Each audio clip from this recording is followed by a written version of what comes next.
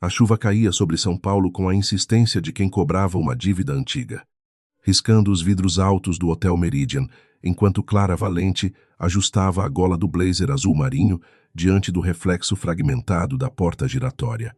Ao seu lado, Lucas segurava uma miniatura de avião entre os dedos pequenos, observando o luxo do saguão com uma curiosidade silenciosa demais para uma criança de 6 anos. Clara respirou fundo, mediu a distância até os elevadores e lembrou a si mesma que não estava ali para temer fantasmas. E sim, para vencer uma licitação. Ela havia construído aquela coragem em silêncio, uma camada por vez. Desde a madrugada em que deixara a cidade, com uma mala, um envelope de exames e uma ferida que ninguém vira sangrar. Agora, era diretora de análise de riscos da Íntegra Consultoria, respeitada por empresários que antes mal pronunciavam seu nome. Mesmo assim, ao atravessar o mármore claro do hotel, sentiu o passado mover-se sob seus pés como uma rachadura escondida. Lucas ergueu o rosto para ela, os olhos cinzentos, atentos demais, e perguntou se demorariam muito. Clara abaixou-se para ajeitar o cachecol dele. Embora o menino não precisasse de proteção contra o frio artificial do saguão, precisava, na verdade, de proteção contra nomes, sobrenomes, fotógrafos, acionistas e homens que acreditavam que dinheiro lhes dava direito a todas as verdades. Ela sorriu com suavidade. Prometeu que Mariana o levaria para comer bolo assim que a reunião começasse.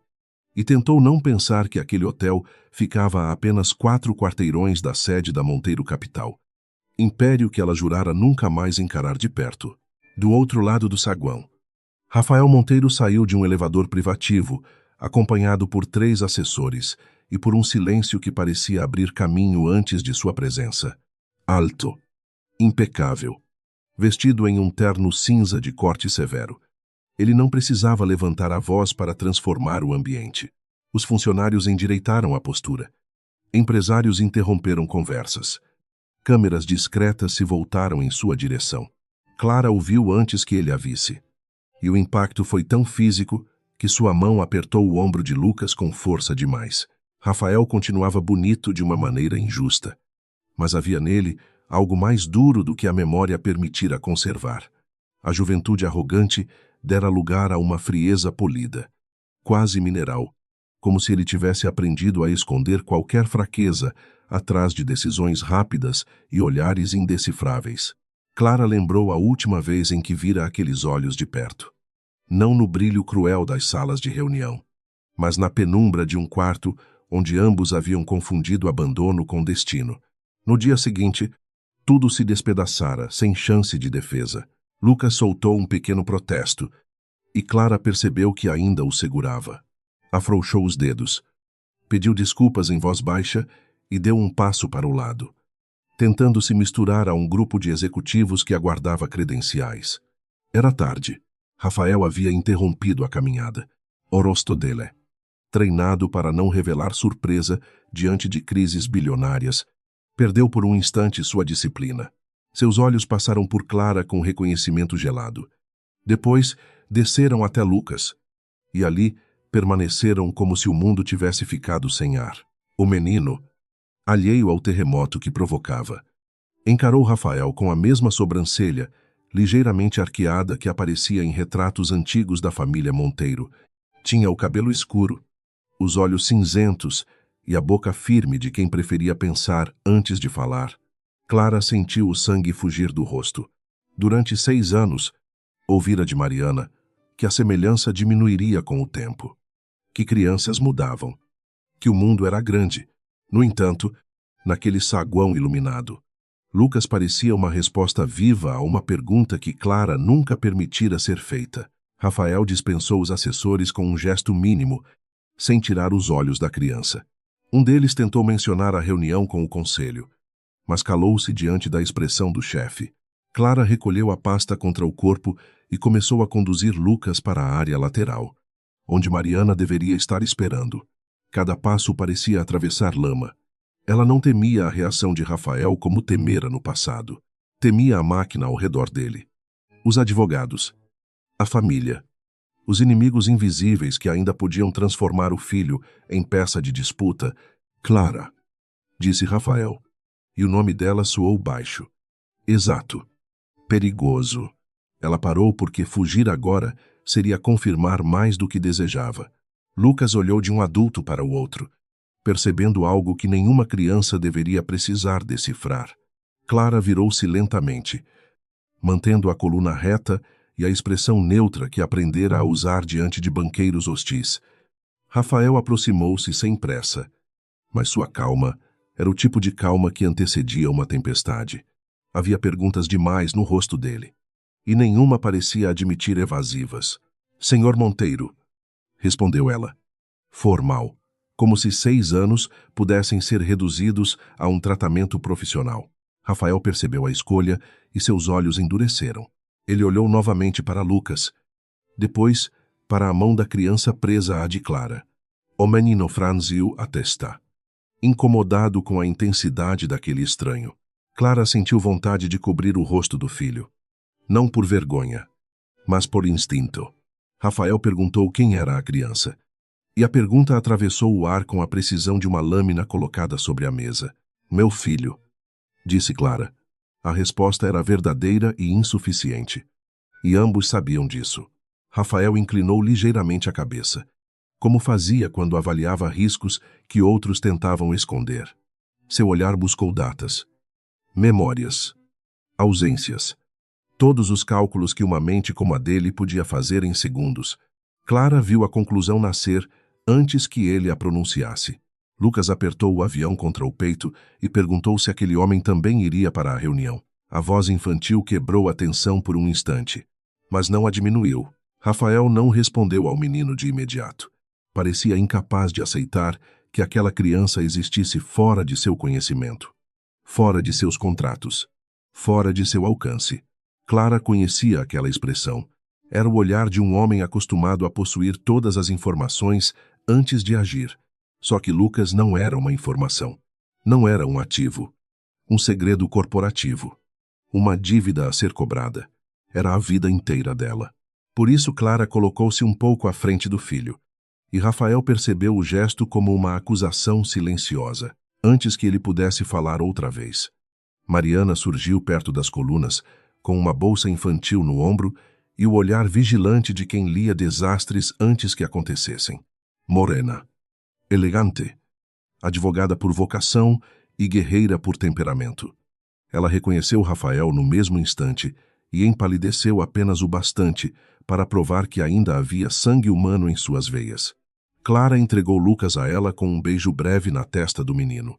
Mariana entendeu sem perguntar, segurou a mão da criança e prometeu mostrar a confeitaria do hotel. Lucas resistiu por um segundo, curioso demais para ser conduzido sem explicações.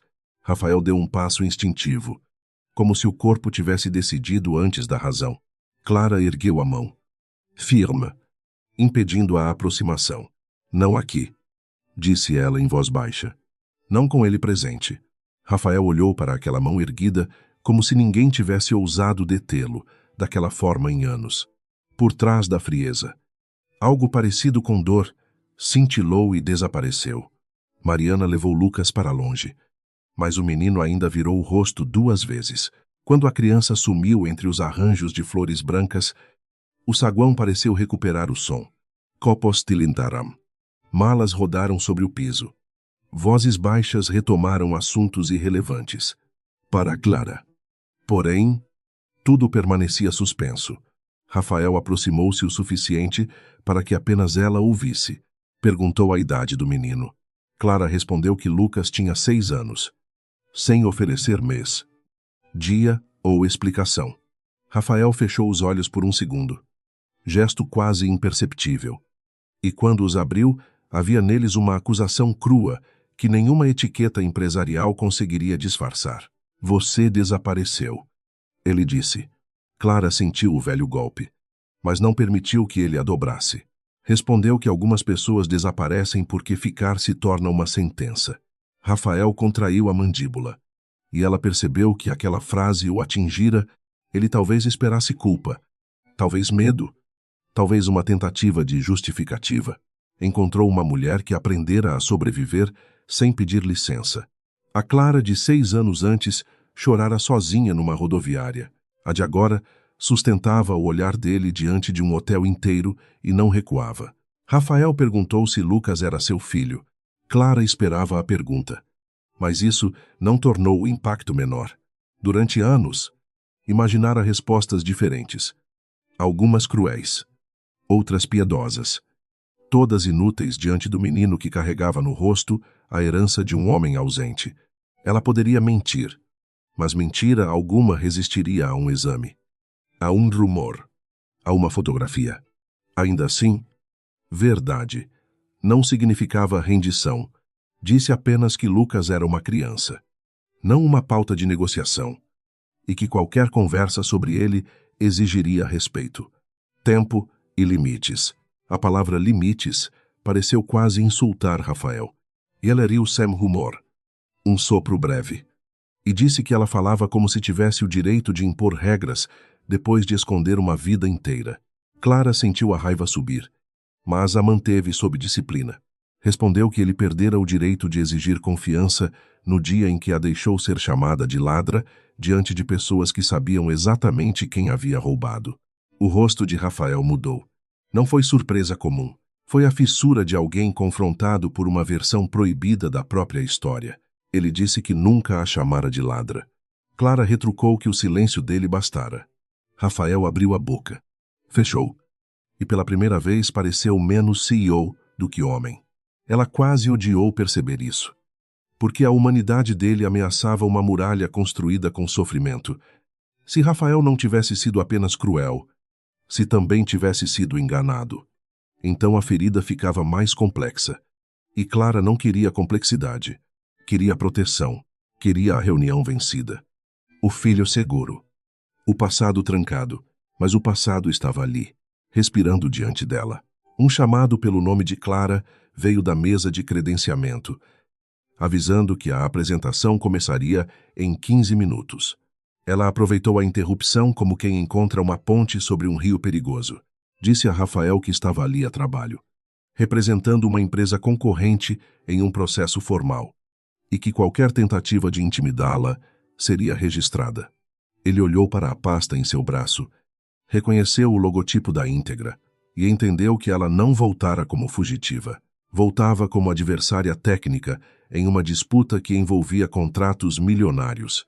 Essa descoberta reacendeu nele outra expressão, mais calculista, menos ferida.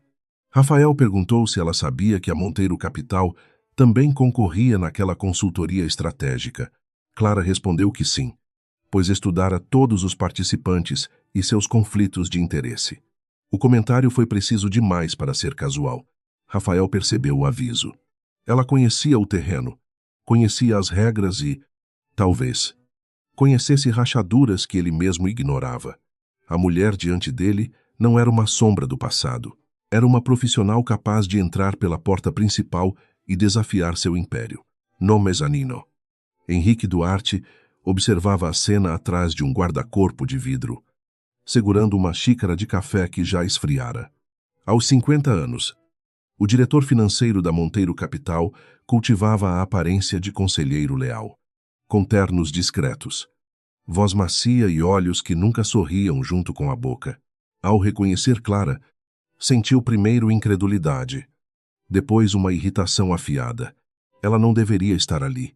Deveria continuar apagada em alguma cidade pequena, ocupada com contas domésticas e medos antigos.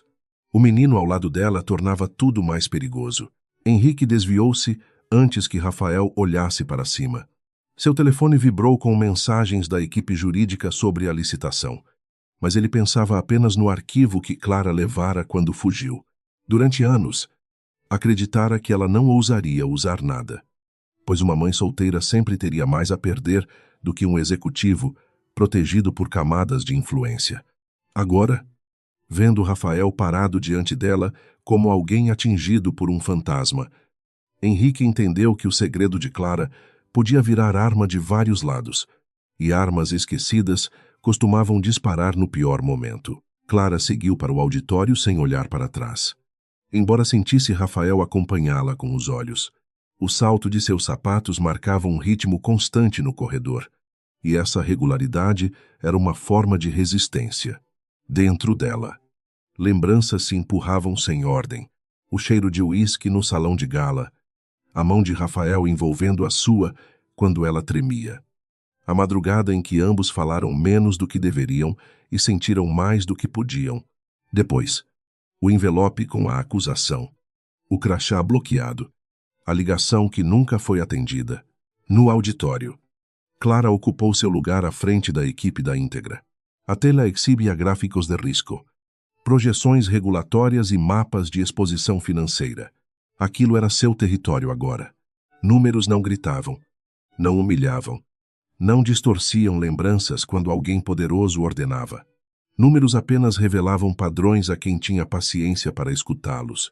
Enquanto os concorrentes se ajeitavam, ela viu Rafael entrar pela lateral, acompanhado de Henrique, que oferecia um sorriso cortês demais. O olhar de Henrique pousou nela por um segundo, carregado de ameaça limpa e antiga. A apresentação começou com discursos previsíveis, mas Clara percebeu rapidamente pequenas anomalias nos dados fornecidos pela Monteiro Capital. Havia lacunas em relatórios de fundos imobiliários, repetições suspeitas em contratos de fornecedores e uma insistência estranha em ocultar beneficiários finais de certas operações. Ela não demonstrou surpresa. Apenas marcou mentalmente cada ponto, como fizera 6 anos antes, quando ainda acreditava que uma descoberta correta bastaria para obrigar homens poderosos a agir corretamente. A diferença é que agora ela entendia que verdade sem estratégia podia virar sentença. Quando chegou sua vez, Clara levantou-se sob olhares avaliadores, muitos deles subestimando a mulher de fala baixa e blazer sem ostentação. Ela iniciou a exposição com serenidade, desmontando premissas frágeis sem agressividade, apontando riscos sistêmicos sem transformar o discurso em ataque direto. Rafael, sentado na primeira fila, acompanhava cada frase com atenção crescente. Havia ali uma inteligência que ele lembrava vagamente, mas que jamais tivera a oportunidade de ver em plena força. Henrique, ao lado dele, cruzou as pernas e manteve a expressão lisa. Embora seus dedos apertassem a caneta, Clara terminou apresentando uma recomendação que surpreendeu o comitê suspender qualquer decisão final até uma auditoria independente. Revisar operações vinculadas a 3 fundos específicos, o auditório murmurou. Henrique sorriu como quem perdoava uma jovem inconveniente, mas seus olhos se tornaram duros. Rafael não sorriu. Ele fitou os códigos projetados na tela e reconheceu um deles. Pertencia a uma estrutura criada no ano em que seu pai morrera. Uma estrutura que Henrique sempre descrevera como irrelevante. Antiga. Encerrada. Pela primeira vez em anos. Rafael sentiu a desconfiança nascer contra a pessoa errada tarde demais. Após a reunião, Clara recolheu seus papéis com movimentos precisos. Ignorando as perguntas agressivas de 2 consultores ligados a Henrique, disse que todas as observações estavam documentadas e seriam entregues formalmente ao comitê. A calma dela irritava homens acostumados a vencer pela intimidação. Rafael aproximou-se novamente, mas dessa vez seu tom havia mudado. Perguntou por que aqueles fundos importavam. Clara encarou Henrique antes de responder, e a sala pareceu encolher ao redor dos 3. Disse que fundos nunca importavam sozinhos, mas pessoas escondidas atrás deles quase sempre importavam muito. Henrique soltou uma risada leve e chamou a observação de teatral. Clara sorriu apenas com os olhos, sem ceder ao jogo. Rafael permaneceu calado, observando os dois como se descobrisse um idioma secreto entre ameaças antigas. Henrique então elogiou a coragem dela por voltar a ambientes tão exigentes depois de um passado profissional complicado. A frase tinha veneno suficiente para contaminar o ar. Alguns presentes desviaram o olhar. Clara sentiu a humilhação velha bater à porta, mas não abriu. Respondeu que passados complicados costumavam produzir arquivos muito organizados. A tensão tornou-se audível no silêncio que se seguiu. Henrique perdeu por um instante sua máscara. E Rafael viu. Não uma prova. Ainda não. mas um reflexo de medo atravessando o rosto do homem que controlava as finanças de sua empresa havia mais de uma década. Clara guardou a pasta, agradeceu ao comitê e saiu antes que alguém percebesse que suas mãos tremiam levemente. No corredor, respirou fundo, apenas quando encontrou Mariana e Lucas perto da confeitaria. O menino tinha chocolate no canto da boca e um desenho nas mãos. Lucas correu até ela, mostrando um prédio enorme desenhado com janelas tortas e um pequeno avião pousado no telhado.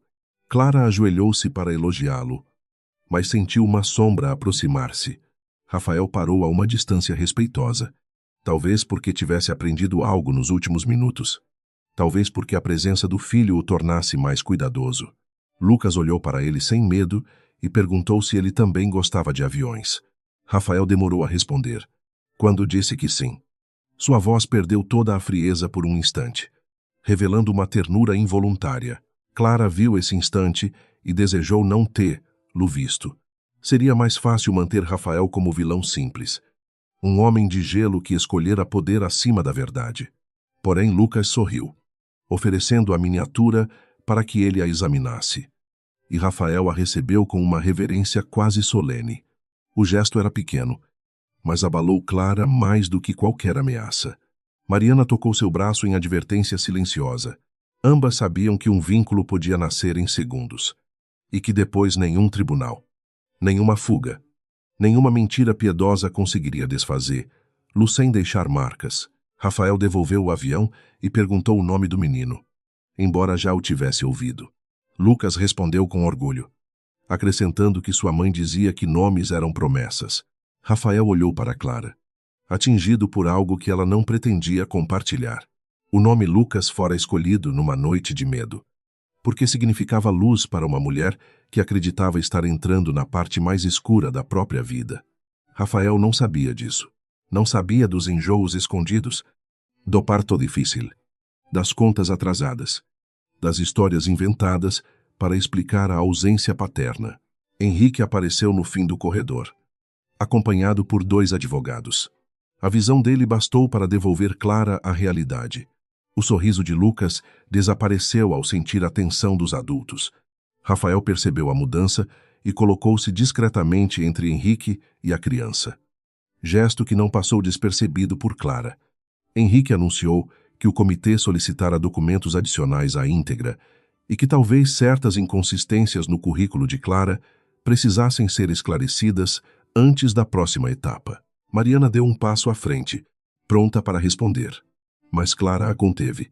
Clara disse que qualquer solicitação deveria seguir o canal oficial e que insinuações pessoais feitas em corredor seriam tratadas como tentativa de constrangimento profissional. Sua voz era calma, mas carregava aço. Henrique fingiu surpresa, alegando preocupação com a reputação do processo. Rafael olhou para ele de lado e, pela primeira vez, não encontrou ali prudência, mas pressa. Clara percebeu essa mudança mínima e compreendeu que a semente estava plantada.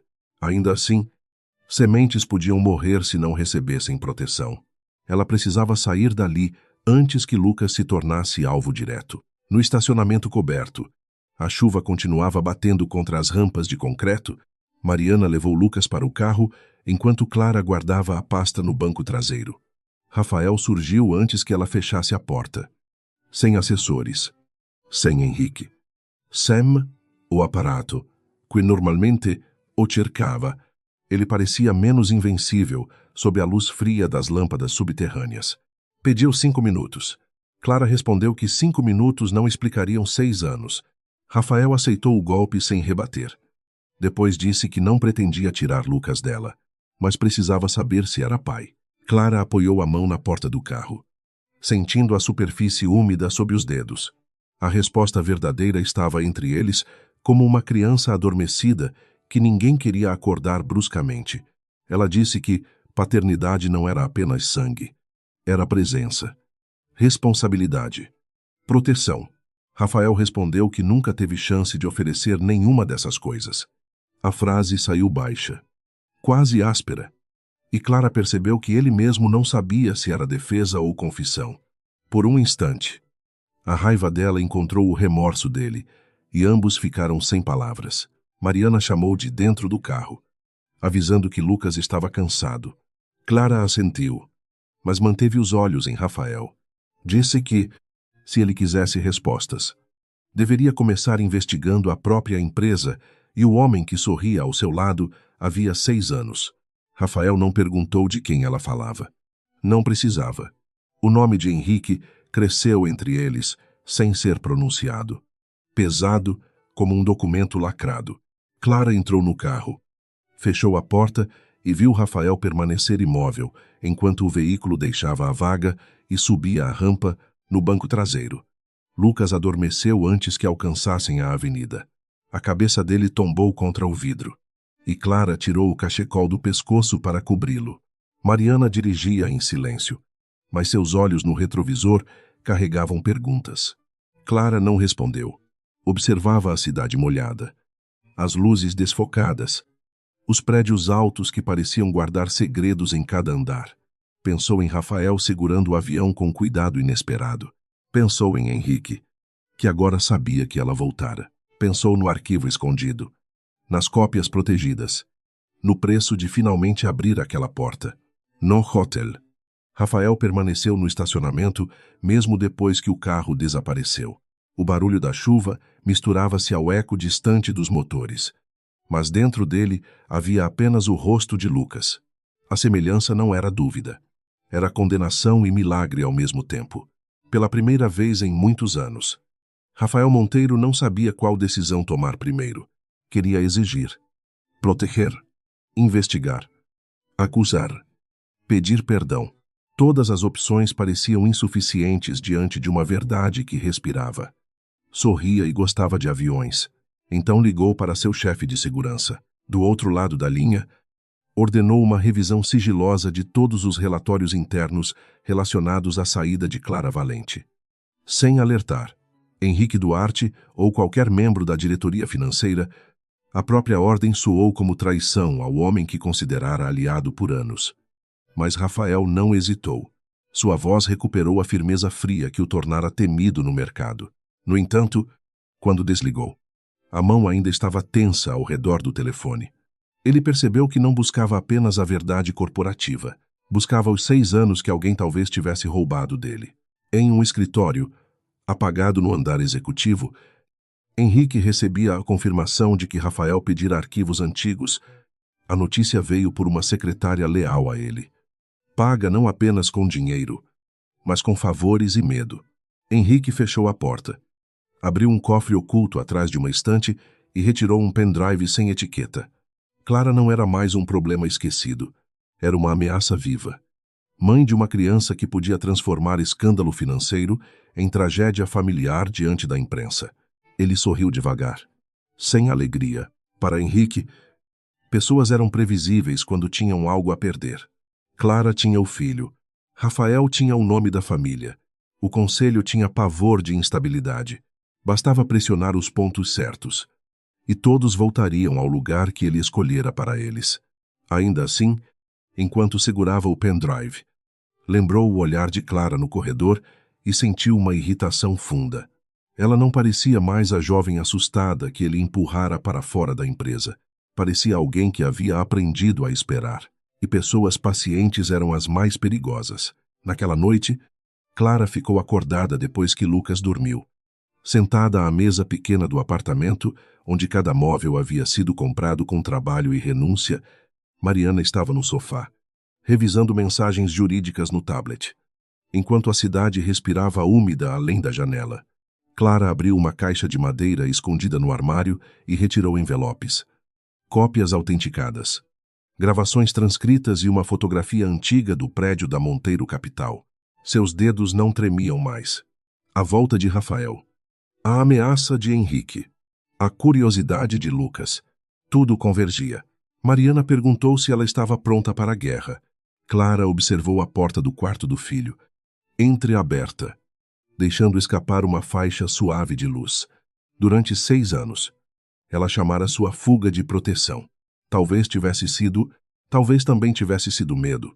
Agora, porém, a pergunta não era mais se o passado voltaria, e sim Quem o controlaria quando ele chegasse? Clara fechou a caixa com cuidado e disse que não queria guerra. Queria justiça.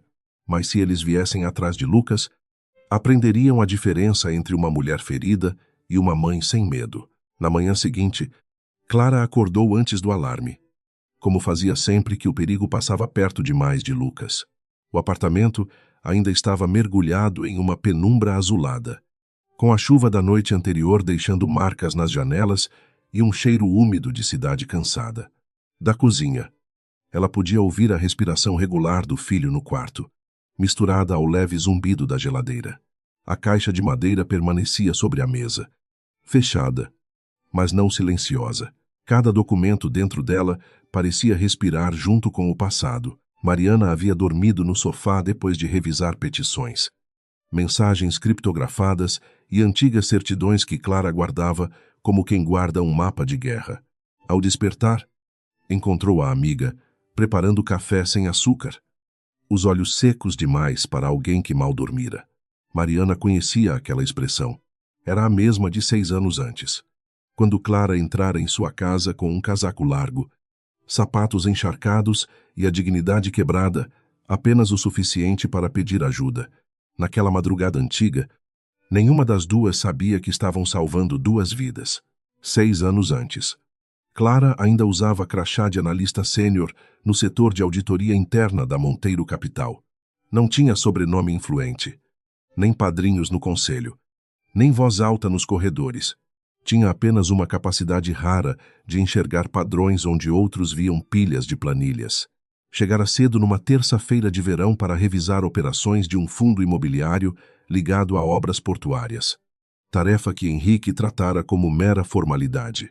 Em menos de 4 horas, ela percebeu que os pagamentos não seguiam a lógica de fornecedores reais.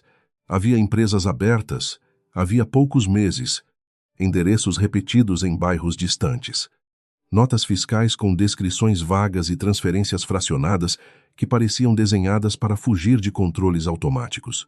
Clara passou dias conferindo números sem avisar ninguém, porque a primeira regra da auditoria era não acusar antes de entender. Quanto mais avançava, mais o mapa se expandia. Os fundos tocavam contratos de infraestrutura, consultorias de fachada e doações indiretas a instituições que davam aparência filantrópica ao desvio. No centro de tudo, surgia sempre a assinatura autorizadora de Henrique Duarte. Ela ainda se lembrava do primeiro encontro com Henrique, depois de pedir uma reunião reservada. O gabinete dele tinha cheiro de couro novo e flores caras, e a vista para a avenida parecia calculada para diminuir qualquer pessoa sentada diante da mesa. Henrique ouvira em silêncio, semi-interromper, enquanto Clara explicava inconsistências e mostrava relatórios. Depois, sorrira com delicadeza paternal, chamando-a de talentosa e inexperiente. Disse que grandes estruturas financeiras sempre pareciam suspeitas para quem não conhecia a complexidade do mercado. Clara saíra de lá com mais certeza do que antes. Naquela mesma semana, Rafael Monteiro retornara de uma viagem a Nova York para comandar uma assembleia decisiva. Clara o conhecia apenas de reuniões distantes, onde ele falava pouco e fazia perguntas capazes de desarmar diretores inteiros. Ele era jovem para o cargo, mas já carregava a frieza dos herdeiros ensinados a não demonstrar fome, medo ou desejo. O pai havia morrido anos antes em um acidente oficialmente simples demais, deixando-lhe uma empresa gigantesca e conselheiros que sorriam enquanto disputavam pedaços de influência atrás de portas fechadas. Clara tentou chegar até Rafael por meio dos canais formais. O memorando desapareceu. O pedido de reunião foi recusado 2 vezes. Um gerente aconselhou que ela não confundisse zelo profissional com ambição perigosa. Então ela fez o que seu instinto mandava e colocou cópias dos relatórios em um envelope azul, esperando encontrá-lo após a assembleia beneficente que encerraria a semana. Sabia que era arriscado, talvez ingênuo, mas acreditava que o CEO não permitiria uma fraude daquela escala se visse os documentos com os próprios olhos. A noite da assembleia começou com lustres acesos, vestidos de seda, taças de champanhe e discursos sobre responsabilidade social.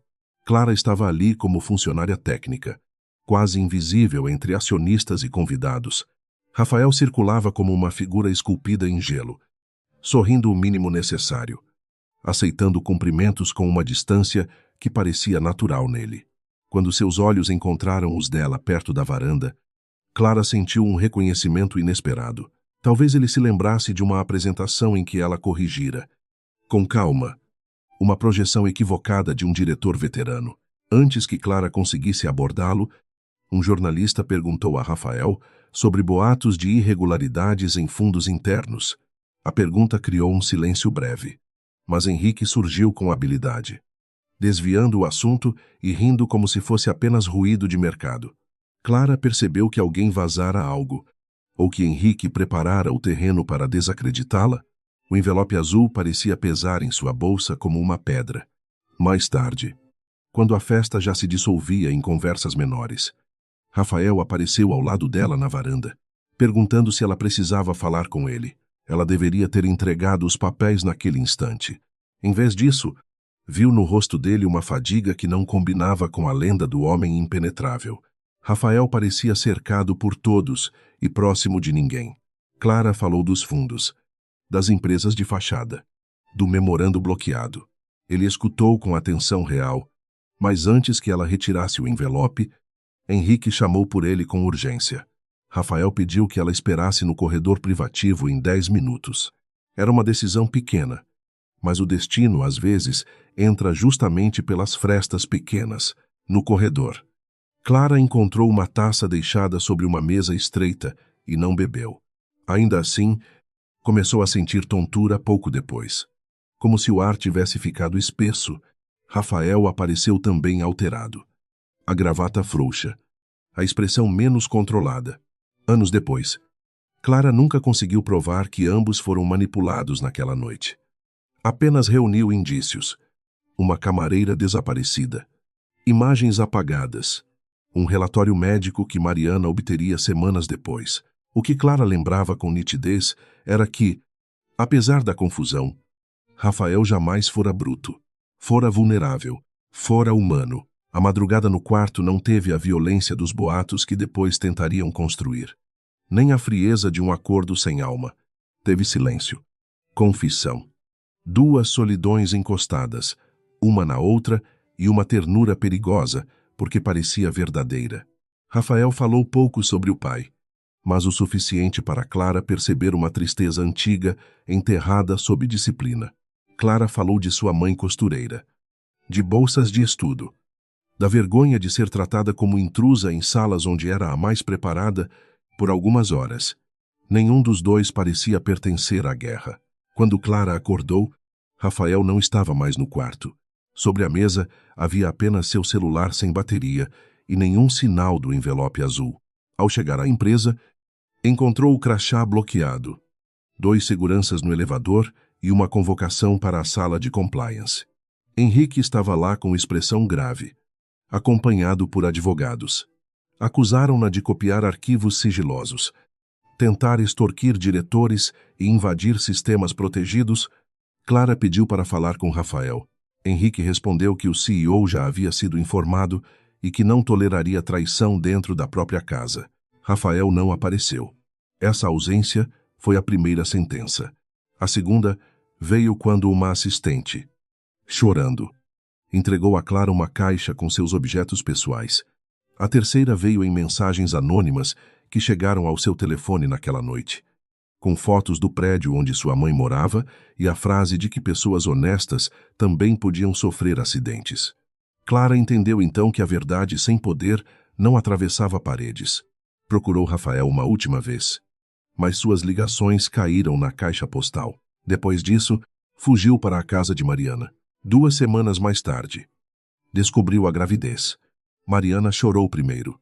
Clara ficou imóvel no banheiro, segurando o exame como se fosse um documento impossível de auditar. Durante dias, pensou em procurar Rafael, mas cada tentativa terminava diante da mesma lembrança. Ele não fora ao encontro dela quando todos a chamavam de ladra. Talvez estivesse enganado. Talvez estivesse protegido por mentiras. Mas Lucas já existia como promessa antes de nascer. E Clara não podia apostar a segurança dele na boa-fé de um império que tentara destruí-la, no presente, enquanto o café esfriava na mesa. Mariana perguntou se Clara contaria tudo a Rafael. Clara passou a mão pelos cabelos presos e respondeu que contaria o que fosse necessário, quando fosse seguro. Mariana não discutiu. Ela mesma vira Clara sangrar em silêncio durante a gravidez, trabalhando em consultorias pequenas enquanto evitava registros públicos demais. Vira Lucas nascer numa madrugada de vento, com os olhos cinzentos abertos, como se já estudasse o mundo. Também vira Clara recusar dinheiro fácil, vingança precipitada e qualquer mentira que manchasse o futuro do filho, na cobertura da Monteiro Capital. Rafael encarava uma sequência de arquivos antigos projetados em uma tela protegida. O chefe de segurança, Caio Nunes, mantinha-se de pé ao lado da mesa, cauteloso ao explicar que muitas gravações da semana da demissão de Clara haviam sido corrompidas. Rafael não se moveu, mas sua imobilidade tinha algo de perigoso. Perguntou quem autorizara a exclusão de backups. Caio respondeu que a ordem registrada vinha de um comitê técnico subordinado à diretoria financeira. Rafael fechou a mão sobre a caneta até os nós clarearem. Ele acessou o relatório disciplinar de Clara e encontrou uma peça perfeita demais. Havia horários sem lacunas, depoimentos idênticos em linguagem, capturas de tela convenientes e nenhuma gravação integral. A assinatura dele aparecia na autorização final de desligamento. Mas Rafael lembrava vagamente daquele dia, como quem tenta recordar uma sala vista através de vidro molhado. Henrique lhe dissera que Clara vendera dados a concorrentes e que a exposição pública destruiria a empresa. Rafael, ferido pelo desaparecimento dela após a noite no hotel, aceitara a versão como confirmação de uma traição íntima. A percepção o atingiu com uma vergonha fria. Ele havia confundido dor pessoal com julgamento profissional. Pior, permitira que outro homem escolhesse a narrativa. Rafael afastou a cadeira e foi até a janela. São Paulo fervia abaixo dele, indiferente ao colapso silencioso de sua certeza. Pensou em Lucas segurando o avião, em Clara dizendo que o silêncio bastara. Pela primeira vez, compreendeu que a ausência também era ação. Ele não precisara condená-la em voz alta. Bastara ficar sentado no trono enquanto alguém era expulsa em seu nome. Henrique entrou sem bater, como fazia havia anos, trazendo uma pasta e um sorriso controlado. Disse que a licitação exigia unidade, não fantasmas emocionais. Rafael virou-se devagar, notando cada detalhe do homem que por tanto tempo considerara prudente. A lapela impecável, o perfume discreto, os olhos atentos demais ao menor movimento.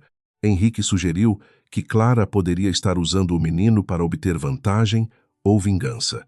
A frase pousou no escritório com aparência racional, mas Rafael ouviu nela algo que antes teria ignorado: medo disfarçado de conselho. Rafael perguntou por que as gravações da semana da demissão dela haviam desaparecido. Henrique não perdeu o sorriso, apenas mudou sua inclinação. Falou de migrações de servidor, prazos legais, falhas antigas. Nada era mentira completa. E justamente por isso, tudo soava ensaiado. Rafael continuou calado, obrigando o outro a preencher o silêncio. Henrique então mencionou que mulheres humilhadas podiam construir histórias convincentes, sobretudo quando havia uma criança envolvida. Dessa vez, Rafael sentiu a raiva subir com nitidez. Não por orgulho ferido, mas por algo mais novo e feroz. Ele dispensou Henrique sem revelar suas conclusões. O diretor financeiro saiu com a mesma elegância de sempre. Mas Rafael viu sua mão apertar a maçaneta com força. Quando ficou sozinho, abriu uma gaveta antiga e retirou uma fotografia do pai, Augusto Monteiro, diante de um canteiro de obras portuárias. No verso havia uma data e o nome de um fundo que Clara citara na apresentação. Rafael nunca ligara aquele detalhe ao acidente do pai. Agora, a coincidência parecia menos inocente. O passado começava a mudar de forma. Na escola de Lucas, Clara tentava fingir normalidade durante a feira de ciências.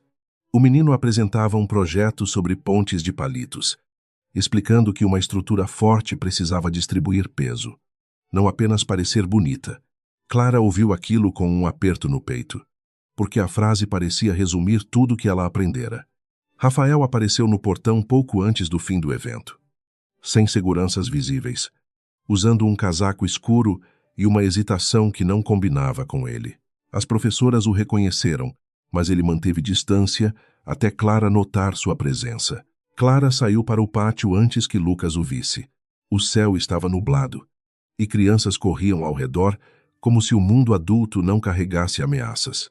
Rafael disse que havia começado a revisar o caso dela. Clara respondeu que 6 anos de atraso não mereciam aplauso. Ele aceitou a dureza e contou que arquivos haviam sido apagados. Depoimentos pareciam fabricados e Henrique reagira mal à simples menção de seu nome. Clara observou o rosto dele, procurando manipulação. Encontrou cansaço, culpa e uma determinação ainda insuficiente para merecer confiança. Rafael pediu um exame de paternidade, mas não como ameaça. Disse que queria uma verdade formal para assumir deveres formais, sem arrancar Lucas da rotina dele. Clara odiou o alívio que sentiu. Mesmo assim, respondeu que qualquer passo dependeria de acordo escrito. Acompanhamento jurídico e proteção absoluta contra vazamentos. Rafael concordou sem discutir, o que a surpreendeu mais do que uma ordem. Ele perguntou se Lucas sabia alguma coisa. Clara olhou para o salão onde o filho ria com colegas e disse que ele sabia apenas que o pai não estava. Essa frase atingiu Rafael de modo visível. Durante anos, ele construíra torres, comprara empresas, vencera disputas e deixara que o nome Monteiro bastasse para definir quem era. Agora descobria que, em algum lugar, o menino aprendera a viver com um espaço vazio onde ele poderia ter estado.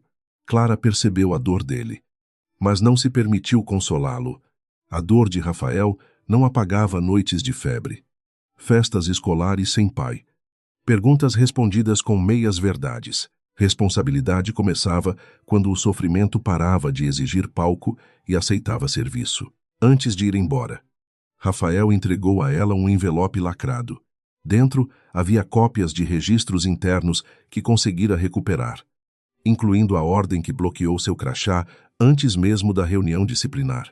Clara leu o cabeçalho e sentiu o chão antigo se abrir de novo. A decisão de destruir lá fora tomada antes de qualquer acusação formal. Henrique não reagira a um crime. Planejara uma execução profissional. Rafael disse que continuaria investigando.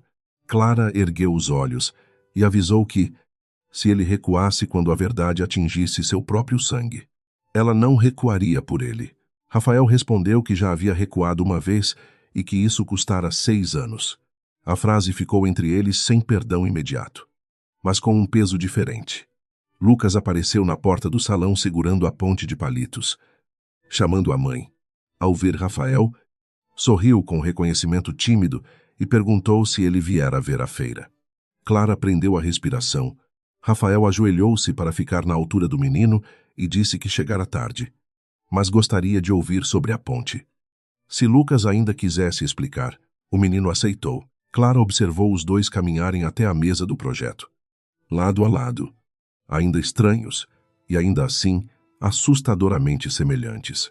Rafael escutava com atenção completa, como se nenhum conselho administrativo, nenhuma fusão, nenhum contrato milionário importasse naquele minuto. Lucas falava de peso, equilíbrio e pontos de apoio, gesticulando com seriedade encantadora. Clara sentiu os olhos arderem, não de fraqueza, mas de luto pelo que poderia ter sido. Mariana, que chegara discretamente ao portão, aproximou-se e murmurou que a verdade sempre cobrava juros, mesmo quando chegava tarde. Naquela noite, Henrique recebeu fotografias de Rafael na escola.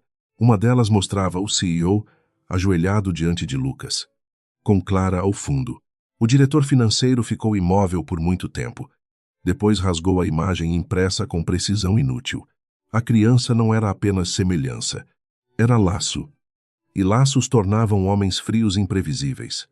Henrique ligou para um contato na imprensa econômica e pediu que preparasse uma nota sobre conflitos éticos na licitação da íntegra. Depois abriu outra linha e ordenou que procurassem qualquer brecha na vida de Clara Valente. Clara, em casa, guardou o envelope de Rafael junto aos antigos documentos, mas separou uma cópia para Mariana. Lucas dormia abraçado à miniatura de avião, sem saber que sua pequena conversa sobre pontes havia mudado o eixo de 3 vidas. Clara ficou à porta do quarto, ouvindo a respiração dele, e entendeu que a guerra começara de verdade. Não era apenas contra Henrique, nem apenas contra as mentiras de 6 anos. Era contra a tentação de voltar a fugir. Pela primeira vez, ela não fez mala alguma. Clara recebeu a primeira ameaça antes das 8 da manhã, quando Lucas ainda escolhia o cereal com a concentração de quem decidia um destino importante. A mensagem chegara por um número desconhecido, acompanhada de uma fotografia antiga dela entrando na maternidade. O rosto pálido, a barriga já pesada sob um vestido largo, não havia texto agressivo, apenas a frase de que mães prudentes protegiam filhos ficando caladas. Clara não se moveu por alguns segundos. Depois apagou a tela. Serviu leite na tigela do menino e sorriu como se nada tivesse rachado por dentro. Mariana percebeu a mudança no instante em que entrou na cozinha, trazendo processos impressos e olheiras que denunciavam outra noite mal dormida. Clara entregou-lhe o celular sem falar. A advogada leu, prendeu a respiração e depois olhou para Lucas, que cantarolava uma música da escola enquanto empilhava cereais na colher. A normalidade daquela criança tornava a ameaça ainda mais covarde. Mariana disse que aquilo era intimidação criminosa e que precisavam registrar tudo. Clara concordou, mas sua voz veio baixa. Primeiro, protegeriam Lucas. Depois, fariam Henrique desejar nunca ter enviado ninguém atrás delas. No escritório da íntegra, a manhã também começou envenenada. Um portal econômico publicou uma nota insinuando que uma consultora envolvida na licitação do Hotel Meridian omitira um passado disciplinar em grande instituição financeira. Não citava Clara, mas descrevia detalhes suficientes para que todos soubessem. Alguns colegas desviaram o olhar quando ela entrou. Outros fingiram neutralidade com a covardia habitual dos ambientes corporativos. Clara caminhou até sua sala sem apressar o passo, sabendo que pânico era exatamente o espetáculo desejado por Henrique. Ela não lhe daria esse prazer. A diretora executiva da íntegra, Beatriz Sampaio, chamou Clara para uma conversa reservada. Beatriz era uma mulher de voz calma e reputação dura, acostumada a sobreviver em conselhos dominados por homens que confundiam cautela com submissão. Sobre a mesa havia uma cópia da reportagem e uma solicitação formal da Monteiro Capital pedindo revisão da participação de Clara no projeto. Beatriz estudou-a por longos segundos antes de perguntar se ela podia provar que aquelas acusações eram falsas. Clara respondeu que podia provar muito mais do que isso, mas precisaria de tempo e discrição. Beatriz não ofereceu compaixão fácil. Perguntou quais riscos a empresa assumiria se a mantivesse na licitação. Clara respeitou a pergunta porque vinha sem veneno.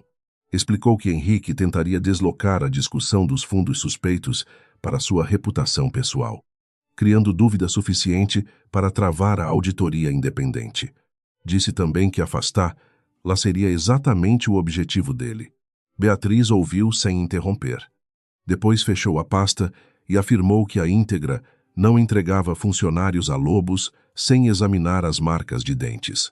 Clara agradeceu apenas com um movimento de cabeça, emocionada demais para confiar na própria voz. Enquanto isso, Rafael enfrentava outra frente no alto da Torre Monteiro. O conselho convocara uma reunião extraordinária para discutir vazamentos, risco reputacional e a suposta influência emocional do CEO no processo. Henrique permanecia sentado à direita do presidente do conselho, com o rosto sereno de quem jamais precisara levantar uma arma para ferir alguém. Rafael escutou acusações veladas sobre Clara, sobre Lucas, sobre sua capacidade de separar assuntos pessoais e empresariais.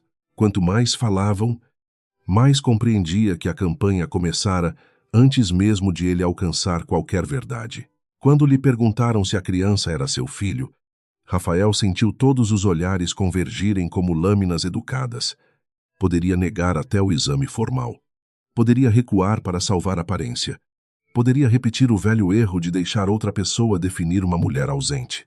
Em vez disso, disse que existia uma possibilidade séria e que, justamente por isso, qualquer assunto envolvendo Lucas seria tratado com privacidade, responsabilidade e absoluto respeito à mãe. Henrique baixou os olhos para disfarçar a irritação. O conselho ouviu a palavra mãe como se fosse uma variável inconveniente em uma planilha. Após a reunião, Rafael encontrou Henrique no corredor de mármore escuro que levava aos elevadores executivos. Não havia testemunhas próximas. Apenas câmeras que talvez funcionassem ou talvez pertencessem a alguém. Henrique falou primeiro, aconselhando prudência e dizendo que Clara tinha a habilidade rara para despertar culpa em homens poderosos. Rafael respondeu que culpa era diferente de prova, mas que a ausência de provas também podia ser fabricada por alguém competente. Henrique sustentou o olhar dele com elegância. Por um momento, os dois homens compreenderam que a guerra deixara de ser indireta. Naquela tarde, Clara levou Lucas a uma consulta médica de rotina acompanhada por Mariana. O menino reclamou do trânsito. Perguntou por que adultos falavam tanto ao telefone e quis saber se Rafael era amigo da mãe. Clara sentiu o coração apertar. Mariana ficou quieta, permitindo que a resposta pertencesse apenas a ela. Clara disse que Rafael era alguém do passado, que estava tentando entender coisas importantes. Lucas pensou um pouco e perguntou se coisas importantes podiam chegar atrasadas. Clara acariciou-lhe os cabelos escuros e respondeu que sim, mas que atraso não apagava a responsabilidade. O exame de paternidade foi marcado em uma clínica discreta, sob acordo assinado por advogados dos dois lados. Rafael chegou sozinho, sem terno ostensivo, usando uma camisa clara que o tornava menos distante e, por isso mesmo, mais perigoso para as defesas de Clara. Lucas entrou segurando a mão dela. Curioso diante do ambiente limpo e silencioso. Rafael abaixou-se para cumprimentá-lo e perguntou se ele se lembrava da ponte da escola. O menino abriu um sorriso imediato. Clara viu o vínculo acender de novo, pequeno e teimoso, como uma chama protegida do vento. O procedimento foi simples, mas emocionalmente devastador. Lucas aceitou a coleta com bravura exagerada, fingindo que não doía para parecer adulto. Rafael observou o menino morder o lábio com a mesma expressão que ele próprio usava diante de más notícias. E algo dentro dele cedeu. Não era mais uma hipótese jurídica. Era um espelho vivo, com medos próprios, perguntas próprias, inocência própria. Clara, ao perceber a emoção contida no rosto de Rafael, desviou o olhar. Não queria sentir piedade. Piedade podia abrir portas que ainda precisavam permanecer trancadas. Depois da clínica, Lucas pediu sorvete. Clara quase recusou por instinto, mas Rafael ofereceu uma sorveteria próxima com uma delicadeza contida, deixando claro que aceitar não significaria dever. Mariana aprovou com os olhos, calculando que encontros supervisionados seriam melhores que visitas arrancadas por advogados. Sentaram-se em uma mesa de canto. Lucas escolheu chocolate. Rafael pediu café. Clara permaneceu com água. A conversa começou tímida, mas o menino logo contou que gostava de construir cidades com blocos e que queria pilotar aviões quando crescesse, desde que aviões pudessem pousar em telhados seguros.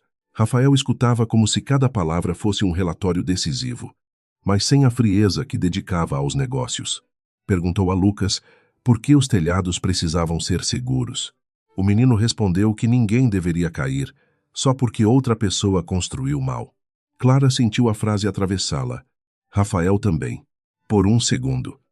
Ambos olharam um para o outro, ligados por uma culpa que tinha formas diferentes.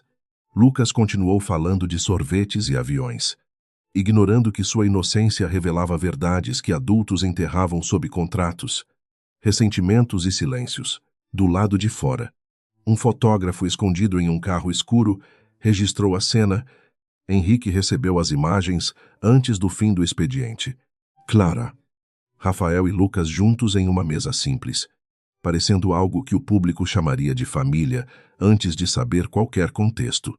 Ele sabia manipular percepções. Uma criança podia humanizar Rafael, mas também podia torná-lo vulnerável. Uma mãe podia despertar simpatia, mas também podia ser pintada como oportunista. Henrique enviou as fotos a um advogado especializado em crises familiares e pediu uma minuta agressiva, apenas para assustar. A notificação chegou ao apartamento de Clara 2 dias depois, em envelope elegante demais para seu conteúdo. Não era uma ação formal ainda, mas uma ameaça clara de investigação sobre a capacidade dela de preservar os interesses emocionais e patrimoniais da criança. Citava instabilidade profissional, acusações antigas e suposta ocultação deliberada de paternidade. Clara leu cada linha sem piscar.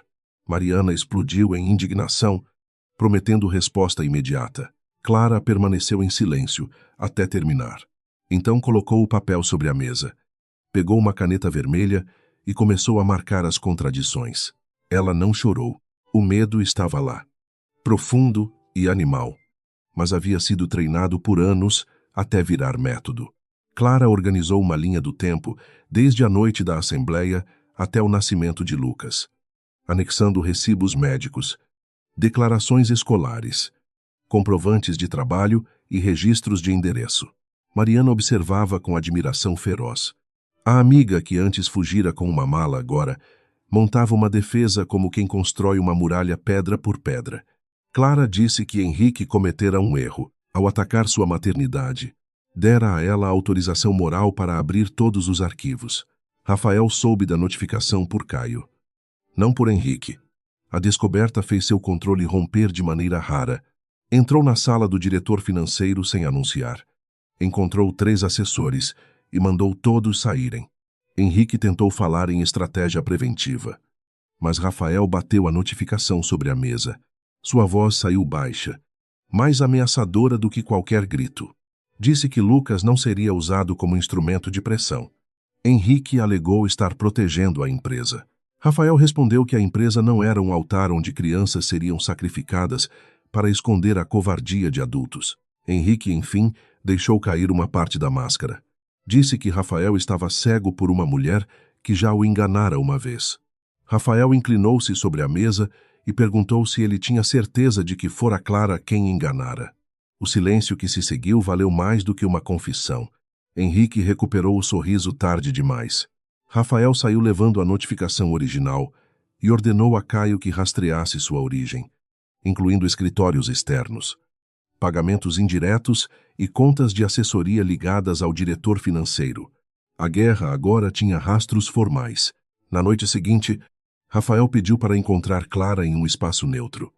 A biblioteca pública, onde Lucas participava de uma oficina infantil, Mariana acompanhou a amiga e permaneceu a alguns metros, pronta para intervir. Rafael entregou a Clara uma cópia do pedido que fizera para anular qualquer medida contra ela relacionada à guarda, além de uma declaração, assumindo que nenhuma ação seria movida em seu nome sem assinatura direta dele. Clara leu o documento com cuidado, não agradeceu de imediato. Perguntou se aquilo era proteção ou tentativa de limpar a culpa. Rafael respondeu que talvez começasse como culpa, mas não queria que terminasse assim. Disse que não sabia ser pai, que havia aprendido a comandar antes de aprender a confiar, e que não pediria a Lucas um lugar que ainda não merecera. Clara sentiu a sinceridade dele como se sente chuva pela janela, sem saber se refresca ou anuncia enchente. Disse que Lucas não precisava de promessas grandes. Precisava de presença pequena e constante. Rafael assentiu, pela primeira vez.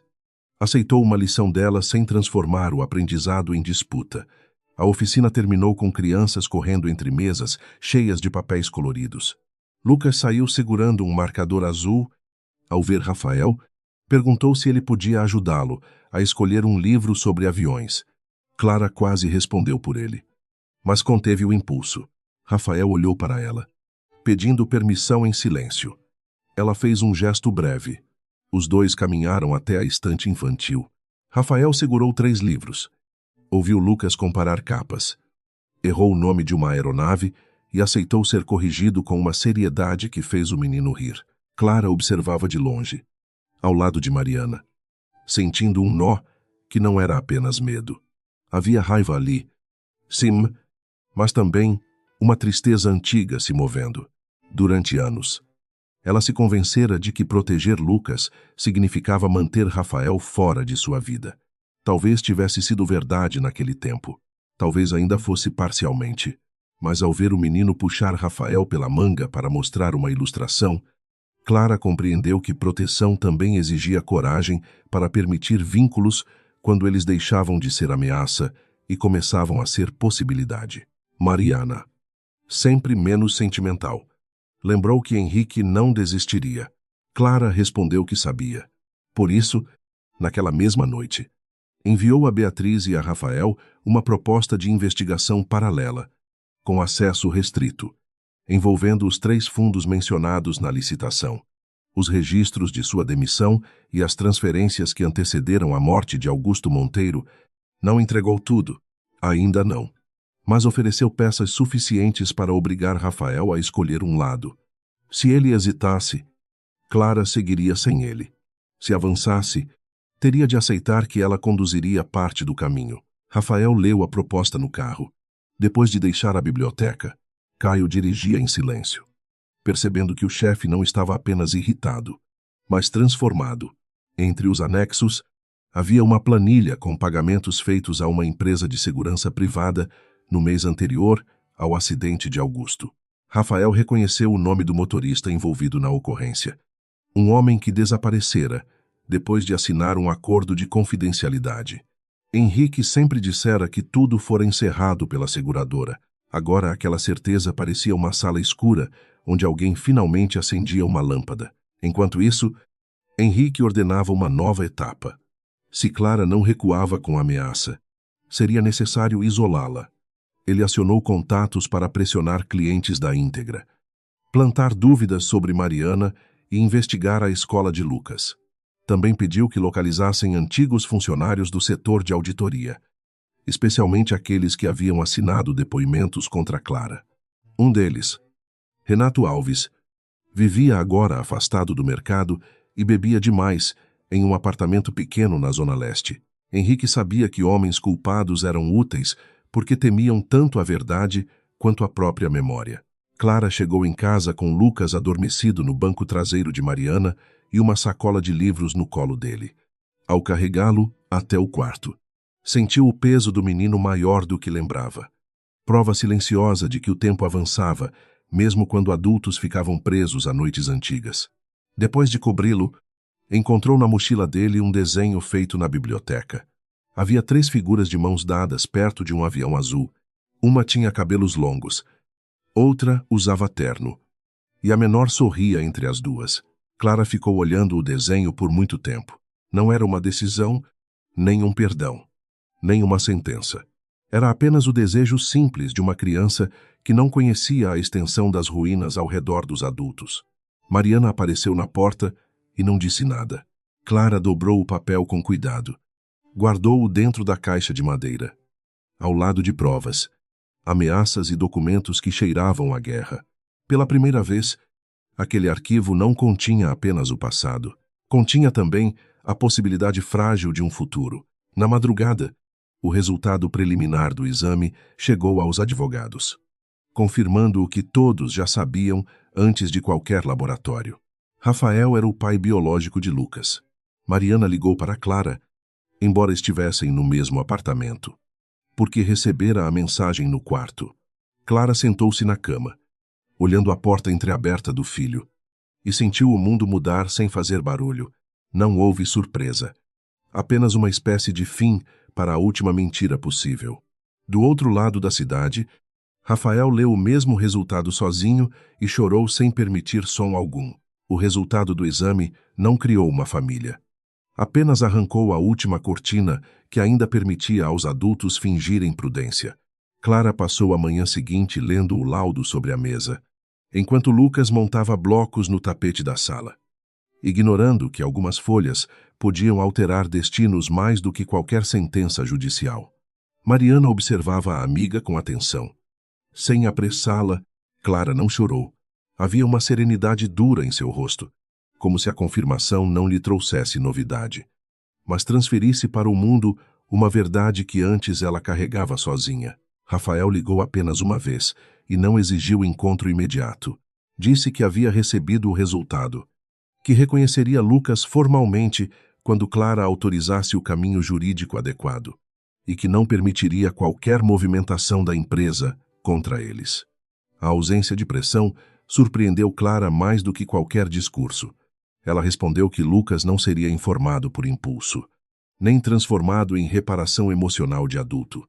Rafael aceitou. Quando desligou, Clara permaneceu com o telefone na mão, percebendo que o homem mais difícil de enfrentar talvez não fosse o arrogante, mas o que aprendia tarde a ouvir, Henrique. Porém, não pretendia ouvir ninguém. Naquela mesma tarde, convocou aliados no conselho para uma reunião sem Rafael, usando palavras como estabilidade, governança e risco sucessório.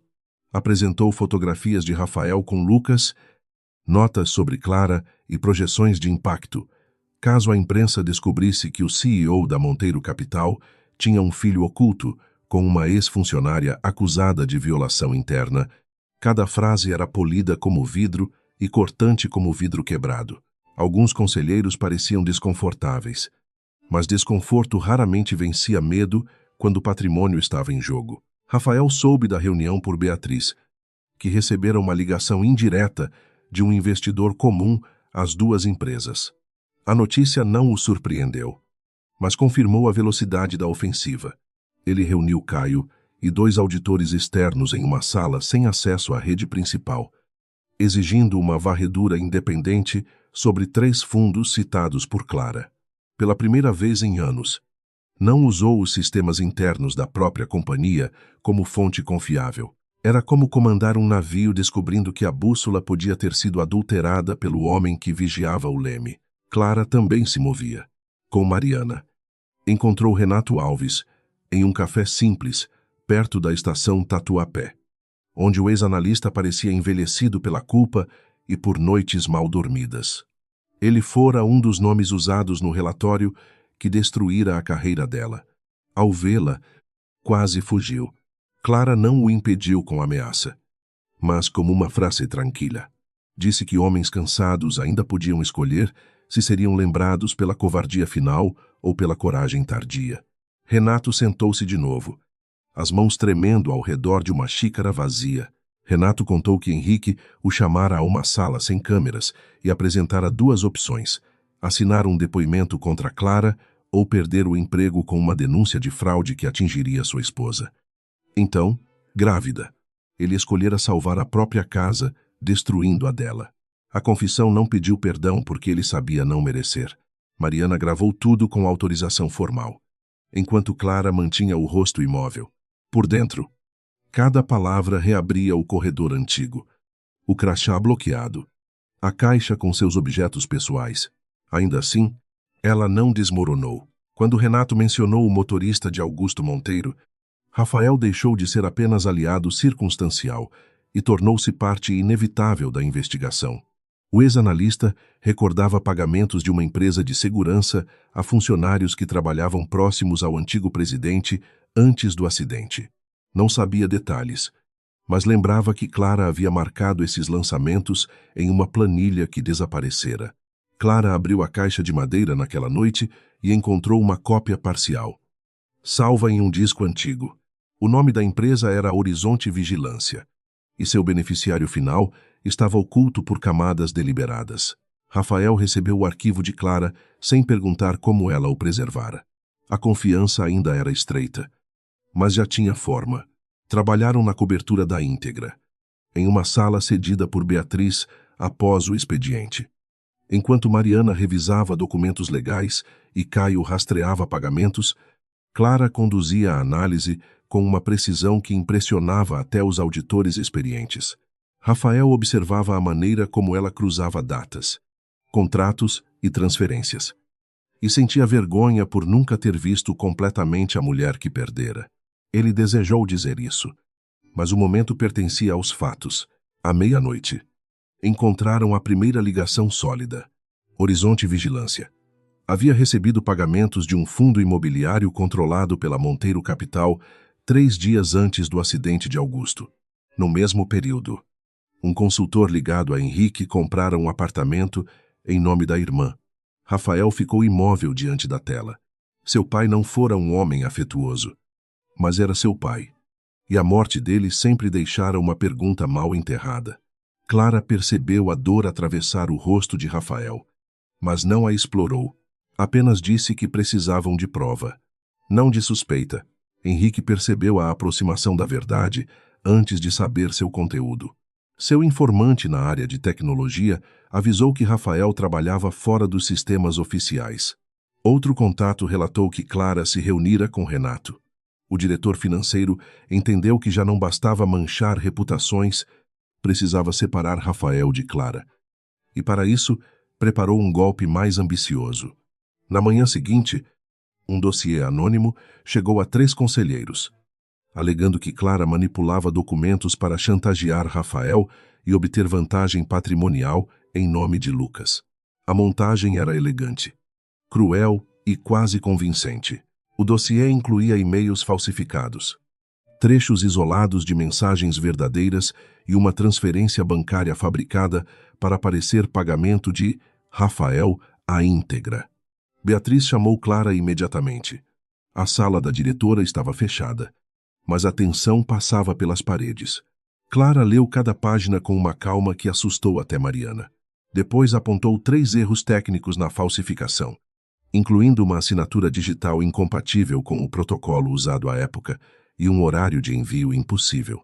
Beatriz ouviu, analisou e decidiu manter Clara no projeto, mas avisou que o ataque público seria inevitável. Rafael enfrentou o conselho naquela tarde.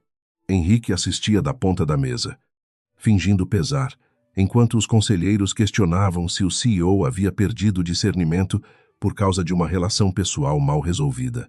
Rafael não elevou a voz. Apresentou os erros técnicos do dossiê. Informou que abrira investigação independente e declarou conflito de interesse de qualquer diretor ligado à origem dos documentos. Então fez algo que nenhum deles esperava. Entregou temporariamente parte de suas funções operacionais a um comitê externo de crise, preservando apenas autoridade para cooperar com auditorias e proteger acionistas minoritários. Henrique interpretou o gesto como fraqueza por apenas alguns segundos. Depois percebeu o perigo. Rafael tirara dele o argumento de que protegia poder pessoal, ao mesmo tempo em que abria as portas para uma revisão que Henrique não controlava. Ainda assim, o diretor financeiro sorriu e sugeriu que uma licença completa seria mais prudente. Rafael respondeu que prudência não era desaparecer quando a casa pegava fogo. Era impedir que o incendiário comandasse os bombeiros. Alguns conselheiros baixaram os olhos. Pela primeira vez, Henrique sentiu que a sala não obedecia automaticamente ao seu ritmo. Fora dali, Clara encarava uma batalha diferente. Lucas ouvira colegas comentarem que sua mãe apareceria nas notícias porque conhecia um homem rico. Voltou da escola quieto, sem pedir lanche, carregando a mochila como se pesasse demais. Clara o encontrou sentado no chão do quarto, desmontando aviões sem olhar para ela. O menino perguntou se Rafael era seu pai. A pergunta chegou simples, direta, inevitável. Clara sentou-se ao lado dele, sentindo que nenhuma preparação bastaria para aquele instante. Disse que sim, Rafael era seu pai. Mas adultos haviam cometido erros grandes. Lucas não chorou de imediato. Perguntou se o pai sabia dele quando ele era bebê. Clara respondeu a verdade possível, sem transformar a dor em arma. Disse que Rafael não soubera, que ela acreditara estar protegendo o filho, e que agora todos precisavam aprender a dizer a verdade com cuidado. Lucas franziu o rosto, lutando contra emoções maiores do que sua idade, e perguntou se Rafael o abandonara sem querer. Clara sentiu a garganta fechar. Respondeu que às vezes adultos falham porque acreditam em mentiras, mas isso não apaga a responsabilidade de consertar. Quando Rafael chegou ao apartamento mais tarde, convidado por Clara para uma conversa com Lucas, parecia menos CEO do que homem diante de uma porta que temia não merecer atravessar. Lucas estava no sofá, sério, com a miniatura de avião no colo. Rafael ajoelhou-se diante dele e não usou frases bonitas. Disse que era seu pai, que não soubera antes, que deveria ter procurado melhor a verdade, e que sentia muito por todos os aniversários, febres e apresentações que perdera. Lucas ouviu em silêncio. Depois perguntou se ele ficaria agora. Rafael olhou para Clara antes de responder.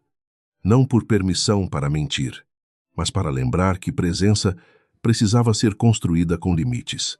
Disse que ficaria do modo certo, sem tomar decisões sozinho, sem mandar na vida dele, aprendendo devagar se Lucas permitisse. O menino pensou com a solenidade que só crianças feridas conseguem ter. Então estendeu o avião e disse que Rafael poderia levá-lo, por uma noite. Desde que devolvesse, Rafael recebeu a miniatura como se recebesse uma confiança sagrada. Clara desviou o rosto para esconder os olhos úmidos. A trégua familiar durou pouco. 2 dias depois, Henrique tentou comprar Renato. Enviou um intermediário ao apartamento do ex-analista com dinheiro, passagens e a promessa de apagar dívidas. Renato, assustado, ligou para Mariana antes de responder. A armadilha tornou-se oportunidade. Com orientação legal, gravaram a proposta e identificaram o intermediário como sócio oculto da empresa Horizonte Vigilância. Clara viu a peça encaixar-se com uma frieza que lhe arrepiou a pele. Henrique estava reagindo rápido demais, deixando rastros porque a arrogância o fazia acreditar que ninguém teria coragem de segui-los até o fim. A gravação permitiu a Rafael acionar uma promotora especializada em crimes financeiros, Helena Prado, conhecida por não se impressionar com sobrenomes. A reunião aconteceu em um prédio público discreto, longe dos salões onde ricos transformavam crimes em negociações. Helena ouviu Clara, Rafael, Mariana, Renato e Caio sem demonstrar surpresa. Pediu documentação organizada, cadeia de custódia preservada e nenhuma exposição precipitada à imprensa. Clara respeitou imediatamente a mulher. Havia nela a mesma serenidade dos profissionais que entendiam que justiça não era grito, mas arquitetura, paciente contra estruturas podres. Helena também revelou que investigava, havia meses, contratos de infraestrutura ligados a fundos privados e mortes classificadas como acidentes convenientes. Não citou nomes além do necessário, mas deixou claro que Augusto Monteiro poderia não ser o único caso. Rafael empalideceu. Clara tocou de leve a pasta diante dele. Um gesto mínimo que não era consolo, mas presença. Ele compreendeu. Durante anos, cada um sofrera isolado por versões falsas. Agora, a verdade exigia que suas dores colaborassem sem competir. Esse pacto silencioso foi mais íntimo do que qualquer lembrança da noite antiga. Henrique reagiu ao perceber que a promotoria se aproximava. Convocou uma assembleia extraordinária de acionistas, usando sua influência para colocar na pauta a substituição temporária de Rafael por incapacidade de preservar a estabilidade institucional. Ao mesmo tempo, preparou uma coletiva vazada, na qual fontes anônimas acusariam Clara de fraudar provas. Seu plano era sufocar a investigação sob ruído público antes que as autoridades obtivessem mandados. E ela subestimava. Porém, a mudança principal. Clara não estava mais sozinha. E Rafael não estava mais sentado no trono, esperando relatórios adulterados chegarem até ele. Na véspera da assembleia, Clara, Rafael, Mariana e Helena revisaram os documentos em uma sala segura. A promotora conseguira autorização para acompanhar movimentos financeiros em tempo real, mas ainda faltava uma peça capaz de ligar Henrique diretamente à ordem contra Augusto. Essa peça surgiu de onde ninguém esperava. Caio encontrou um áudio recuperado de um telefone antigo de Renato, gravado por engano durante uma reunião de 6 anos antes. A voz de Henrique não citava assassinato, mas mandava neutralizar Augusto antes que ele revisasse pessoalmente os fundos portuários. Era suficiente para abrir a porta. Rafael ouviu o áudio 3 vezes. Na primeira, ficou imóvel. Na segunda, abaixou a cabeça. Na terceira, desligou antes do fim e caminhou até a janela. Clara não o seguiu. Aprendera que algumas dores precisavam de espaço para não virarem armas. Quando ele voltou, havia lágrimas contidas e uma dureza nova no olhar. Disse que Henrique matara sua confiança, sua empresa e talvez seu pai. Clara respondeu que então a Assembleia não seria apenas defesa. Seria o lugar onde Henrique descobriria que poder sem verdade sempre acaba precisando temer uma sala iluminada. Naquela noite, Lucas dormiu na casa de Mariana, protegido de telefones, jornalistas e homens de terno. Entre deux serres, abraçou Clara e perguntou se ela e Rafael iriam brigar com o homem mau. Clara sorriu com tristeza, dizendo que adultos chamavam isso de buscar justiça. Lucas entregou a Rafael o avião azul e pediu que ele voltasse inteiro. A frase podia se referir ao brinquedo ou ao homem. Rafael prometeu ambos com a voz quebrada. Clara percebeu que, pela primeira vez, acreditava que ele tentaria cumprir. Quando o silêncio voltou ao apartamento, Clara e Rafael ficaram sozinhos entre caixas de documentos e luzes da cidade. Ele pediu perdão, não pelo passado inteiro de uma vez, mas por uma coisa específica, não ter entrado na sala onde a acusavam. Clara fechou os olhos. A precisão do pedido atingiu exatamente a ferida. Disse que ainda não sabia perdoar, mas sabia reconhecer quando alguém parava de fugir. Rafael aceitou essa metade como quem recebe mais do que merece. Entre eles, o amor não renasceu como chama súbita, renasceu como uma decisão difícil de não mentir. Ao amanhecer, São Paulo parecia feita de aço e neblina, carros oficiais. Jornalistas e acionistas começaram a cercar o prédio da Monteiro Capital antes mesmo da abertura. Henrique chegou confiante, escoltado por advogados, usando o mesmo sorriso com que arruinara vidas por anos. Clara chegou pela entrada lateral, ao lado de Mariana e Helena, carregando uma pasta preta sem ornamentos.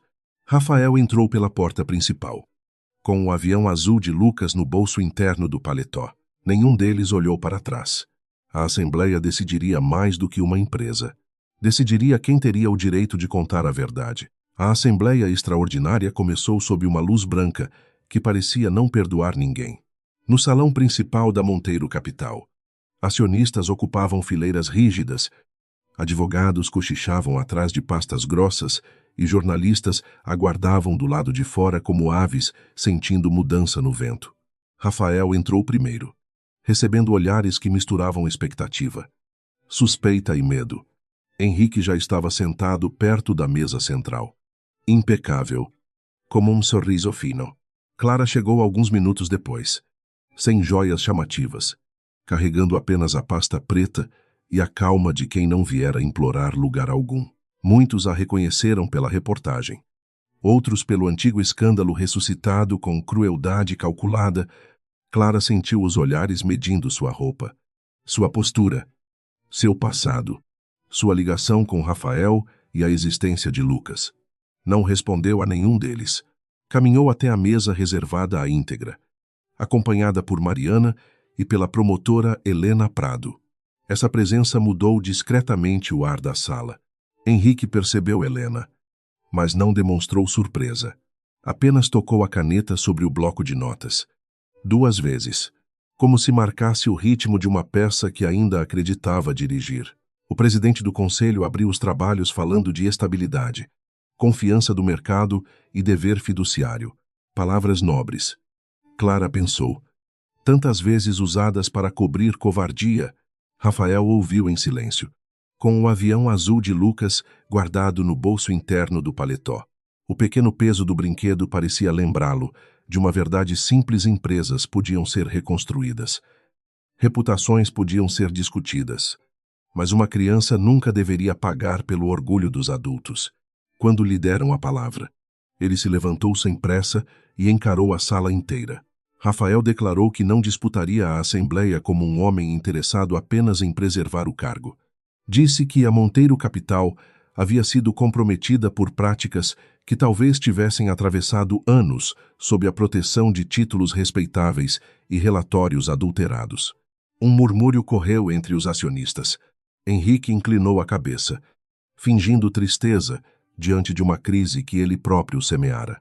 Rafael então afirmou que uma investigação independente havia encontrado indícios graves envolvendo fundos imobiliários, empresas de fachada, coerção de funcionários e manipulação do processo disciplinar contra Clara Valente. Henrique pediu a palavra imediatamente, usando voz baixa e indignação elegante. Chamou as afirmações de imprudentes, emocionais e contaminadas por vínculo pessoal. Disse que Rafael estava sendo conduzido por uma ex-funcionária ressentida, cujo interesse financeiro era evidente diante da recente confirmação de paternidade. A frase atravessou a sala com veneno calculado. Alguns conselheiros evitaram olhar para Clara. Ela permaneceu imóvel. Já fora chamada de ladra, oportunista e ameaça. Aprendera que a dignidade não dependia de impedir insultos, mas de não permitir que eles decidissem o próximo passo. Clara levantou-se quando Rafael lhe ofereceu a palavra. Não houve teatralidade. Ela abriu a pasta preta e distribuiu cópias numeradas aos membros do conselho, à promotora e aos auditores externos. Sua voz saiu firme, limpa, sem tremor. Explicou que cada documento possuía cadeia de custódia, data de origem, fonte preservada e validação independente. Mostrou primeiro o bloqueio de seu crachá, feito antes da suposta investigação interna. Depois exibiu depoimentos idênticos, assinados por funcionários coagidos. Por fim, apresentou a confissão de Renato Alves e os registros de tentativa recente de suborno. A sala já não cochichava. Escutava. Clara avançou pelos dados, como quem conduz uma ponte sobre um rio perigoso, peça por peça, sem depender de raiva para sustentar a verdade. Mostrou pagamentos a Horizonte Vigilância, contratos duplicados, beneficiários finais escondidos e transferências realizadas pouco antes da morte de Augusto Monteiro. Rafael permaneceu de pé, mas seus olhos perderam por instantes a blindagem. Ali, diante de todos, a morte do pai deixava de ser lembrança privada e se tornava parte de uma engrenagem financeira feita de ambição e silêncio. Henrique tentou interromper, alegando que documentos antigos podiam ser manipulados. Helena Prado ergueu a mão e informou que parte dos arquivos já havia sido validada por perícia preliminar e que medidas legais estavam em andamento. A presença da promotora, antes apenas inquietante, tornou-se decisiva. Um dos conselheiros perguntou se havia prova direta contra Henrique. Clara olhou para Rafael, não em busca de permissão, mas por reconhecer que a próxima peça também pertencia à dor dele. Rafael assentiu uma única vez. Então Mariana acionou o áudio recuperado. A voz de Henrique preencheu o salão com uma clareza cruel. Não dizia tudo, mas dizia o suficiente. Mandava neutralizar Augusto antes que ele revisasse pessoalmente os fundos portuários. Falava de urgência, de proteção ao projeto, de impedir que um homem velho destruísse anos de construção. O silêncio depois do áudio foi maior que qualquer grito. Henrique ficou pálido apenas por um segundo, mas esse segundo bastou. Rafael fechou os olhos brevemente, e quando os abriu, não havia fúria descontrolada. Havia uma tristeza tão funda que parecia antiga demais para nascer naquele momento. Henrique levantou-se devagar, ainda tentando salvar a própria máscara. Disse que aquela gravação era incompleta, tirada de contexto, possivelmente fabricada por pessoas desesperadas para escapar de responsabilidade. Apontou para Clara e a acusou de destruir uma empresa por vingança, de usar uma criança para alcançar poder e de manipular a culpa de Rafael. Clara esperou até ele terminar. Então respondeu que vingança seria tê-lo, exposto sem provas 6 anos antes, colocando a própria dor acima da verdade. Justiça era voltar com documentos, testemunhas e coragem suficiente para permitir que a lei falasse. O golpe final veio de Caio, que entrou acompanhado por 2 agentes autorizados pela promotoria. Eles traziam registros de transferências recentes, ligando uma conta controlada por Henrique ao intermediário que tentara comprar Renato. Também havia mensagens apagadas recuperadas, orientando ataques à reputação de Clara e pedidos para vigiar a escola de Lucas. Dessa vez, ninguém conseguiu fingir que se tratava de teoria. O presidente do conselho afastou-se de Henrique como se o homem carregasse fogo. Henrique olhou ao redor, procurando aliados, mas encontrou apenas rostos calculando distância. Rafael falou então, e sua voz não buscou humilhar. Talvez por isso tenha pesado mais. Disse que Henrique roubara da empresa sua integridade, de Clara sua reputação, de Lucas 6 anos, de verdade, e dele a chance de reconhecer o próprio filho antes que a criança aprendesse a chamar a ausência de normalidade. Depois declarou que se afastaria temporariamente da presidência executiva até o fim completo das investigações, mas entregaria todos os poderes necessários ao comitê independente e cooperaria com a promotoria. A sala compreendeu que ele escolhia responsabilidade em vez de trono. Henrique foi conduzido para fora sem algemas visíveis, por decisão de Helena, que não pretendia transformar aquele momento em espetáculo antes da hora legal. Ainda assim, sua queda aconteceu diante de todos. Ao passar por Clara, ele parou e sussurrou que ela não sabia o preço de vencer homens como ele. Clara o encarou com uma calma que o feriu mais do que desprezo. Disse que sabia. Sim, pagara esse preço sozinha. Grávida, sem dinheiro e sem nome limpo. A diferença era que agora ele também começaria a pagar. Quando as portas se fecharam atrás de Henrique, a Assembleia pareceu despertar de um longo encantamento. Perguntas surgiram. Advogados exigiram atas. Acionistas pediram providências. Jornalistas começaram a receber rumores do lado de fora. Beatriz, que acompanhava a transmissão reservada como representante da íntegra, enviou a Clara uma única mensagem dizendo que a auditoria continuaria com proteção total. Clara leu e guardou o telefone. Não sentia triunfo, sentia cansaço. Um cansaço profundo, quase antigo, como se seu corpo finalmente percebesse que não precisava correr naquela manhã. Rafael aproximou-se dela apenas depois que Helena encerrou os procedimentos iniciais. Não pediu abraço, explicação nem absolvição. Disse que Lucas estava seguro com Mariana, que nenhum vazamento alcançaria a escola antes de uma comunicação preparada, e que a equipe jurídica já providenciava reconhecimento de paternidade, respeitando os limites dela. Clara ouviu tudo em silêncio. Por anos, imaginara Rafael usando o poder para tomar, pressionar e reorganizar sua vida. Agora ele usava poder para criar espaço. Essa diferença não apagava o passado, mas mudava o terreno do futuro. Eles saíram pela entrada lateral, evitando câmeras. A chuva da semana havia passado, deixando o céu de São Paulo limpo de uma forma quase improvável. No carro, Rafael segurou o avião de Lucas com cuidado. Clara observou suas mãos, lembrando a primeira vez em que elas a haviam tocado, lembrando também todos os anos em que estiveram ausentes. Não havia como voltar. Talvez essa fosse a verdade mais difícil. Nenhuma justiça devolvia infâncias perdidas, reputações intactas ou noites sem medo. Justiça apenas impedia que a mentira continuasse governando o amanhã. Na casa de Mariana, Lucas correu até a porta quando ouviu a chave. Parou ao ver os rostos sérios dos adultos e perguntou se o homem mau tinha ido embora.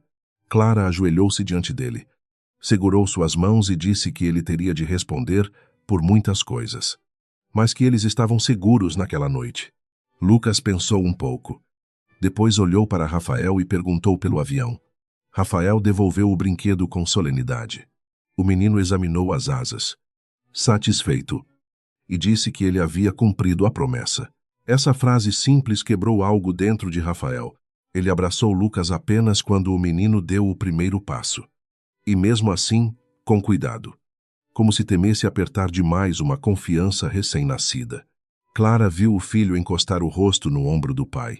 Ainda tímido, ainda cauteloso, mas disposto, não sentiu ciúme daquele vínculo.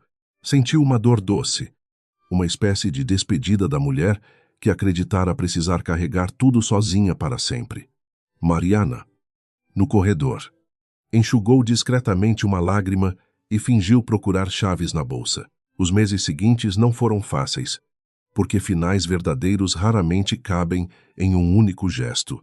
Henrique foi formalmente acusado por crimes financeiros, obstrução de investigação, falsificação de documentos e participação em atos relacionados à morte de Augusto. Alguns cúmplices tentaram negociar acordos. Outros negaram até o último instante. A Monteiro Capital perdeu contratos, acionistas e prestígio, mas ganhou algo mais difícil de medir: a chance de não continuar podre por dentro. Rafael permaneceu afastado da presidência durante a auditoria, trabalhando com o comitê sem exigir privilégios. Clara testemunhou, entregou documentos, enfrentou perguntas duras e viu seu antigo relatório disciplinar ser anulado oficialmente. A íntegra venceu a licitação reformulada, não por piedade pública, mas porque sua proposta era a única capaz de mapear riscos que os outros fingiam não ver. Beatriz promoveu Clara a sócia responsável por integridade corporativa. Pela primeira vez, seu nome circulou no mercado sem o sussurro da suspeita.